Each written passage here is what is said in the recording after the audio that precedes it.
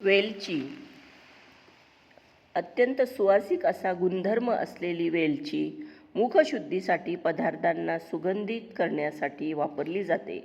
मुरब्बा, सरबत, मिठाई, मसाले तसेच औषधांमध्ये वेलचीचा वापर होतो. वेलचीचे दाणे तूप, मध व सैंधव एकत्र करून चाटण चाटल्यास कफविकार बरा होतो.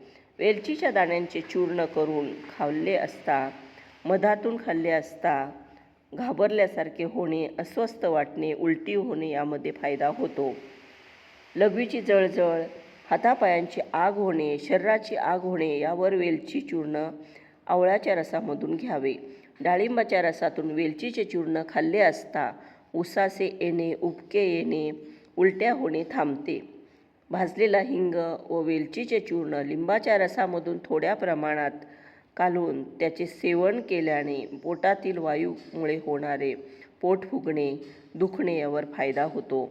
वेलचीचे चूर्ण, सुंठीचे चूर्ण समप्रमाणात डाळिंबाच्या रसातून घेतल्यास लघवी साफ होते. खजूर, द्राक्षे व वेलचीचे चूर्ण मधात घालून चाटल्याने दम लागणे, खोकला व अशक्तपणा दूर होतो.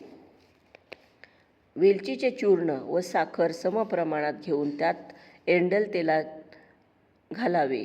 रोज सकाळी हे मिश्रण थोडे थोडे घेतल्याने डोळ्यांची आग होणे थांबते, थंडपणा वाढतो आणि डोळ्यांचे तेजही वाढते. वेलचीचे चूर्ण, सुंठ मधातून घेतल्यास खोकल्याचा त्रास कमी होतो. वेलची व पिंपळीचे चूर्ण मधातून घेतल्याने डोकेदुखी थांबते. लहान मुलांचे पोट फुगल्यास वेलची दुधात उगाळून त्याचा लेप पोटावर द्यावा. वेलची रात्री खाऊ नये. गर्भवती स्त्रियांनी वेलचीचा वापर जपून करावा.